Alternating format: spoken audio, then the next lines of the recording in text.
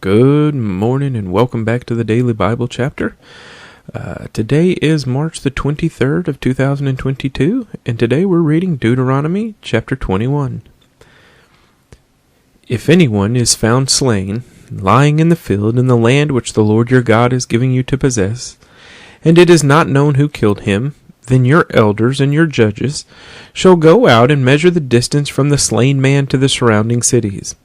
And it shall be that the elders of the city nearest to the slain man will take a heifer which has not been worked and which is not pulled with a yoke. The elders of that city shall bring the heifer down to a valley flowing water, which is neither plowed nor sown, and they shall break the heifer's neck there in the valley. Then the priests, the sons of Levi, shall come near, for the Lord your God has chosen them to minister to him, and to bless in the name of the Lord. By their word every controversy and every assault shall be settled. And all the elders of that city nearest to the slain man shall wash their hands over the heifer whose neck was broken in the valley. Then they shall answer and say, Our hands have not shed this blood, nor have our eyes seen it. Provide atonement, O Lord, for your people Israel, whom you have redeemed, and do not lay innocent blood to the charge of your people Israel. And atonement shall be provided on their behalf for the blood. So you shall put away the guilt of innocent blood from among you, when you do what is right in the sight of the Lord. When you go to war against your enemies, and the Lord your God delivers them into your hand, and you take them captive, and you see among the captives a beautiful woman, and desire her and would take her for your wife, then you shall bring her home to your house, and she shall shave her head and trim her nails. She shall put off the clothes of her captivity, remain in your house, and mourn her father and her mother a full month. After that you may go in to her and be her husband, and she shall be your wife. And it shall be, if you have no delight in her, then you shall set her free. But you certainly shall not sell her for money.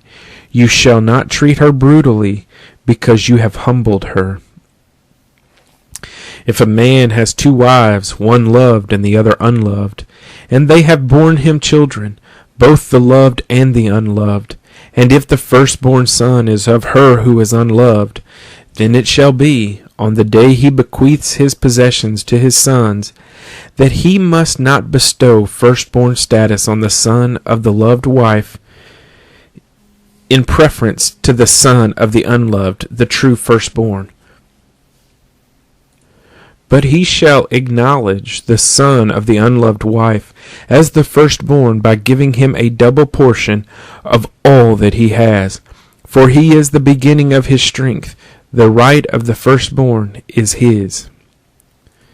If a man has a stubborn and rebellious son who will not obey the voice of his father or the voice of his mother, and who, when they have chastened him, will not heed them, then his father and his mother shall take hold of him and bring him out to the elders of his city, to the gate of his city, and they shall say to the elders of his city, This son of ours is stubborn and rebellious.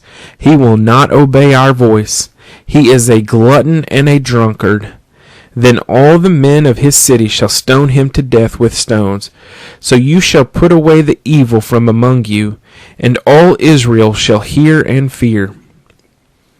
If a man has committed a sin deserving of death, and he is put to death, and you hang him on a tree, his body shall not remain overnight on the tree, but you shall surely bury him that day, so that you do not defile the land which the Lord your God is giving you as an inheritance. For he who is hanged is accursed of God. Deuteronomy 21. As I read through these chapters sometimes, it kind of boggles my mind a little bit at how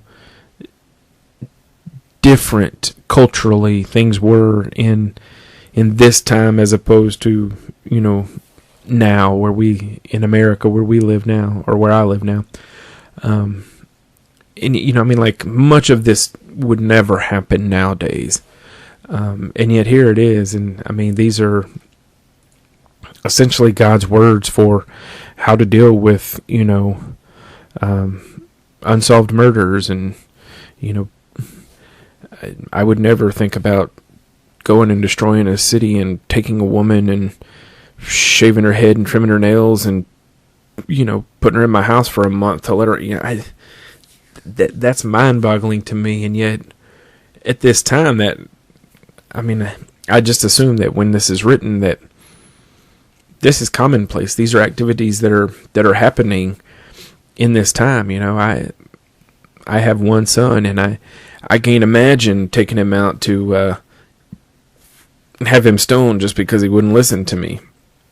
And I say all that to say that, the same God given directions here is the same God that gives us directions. And,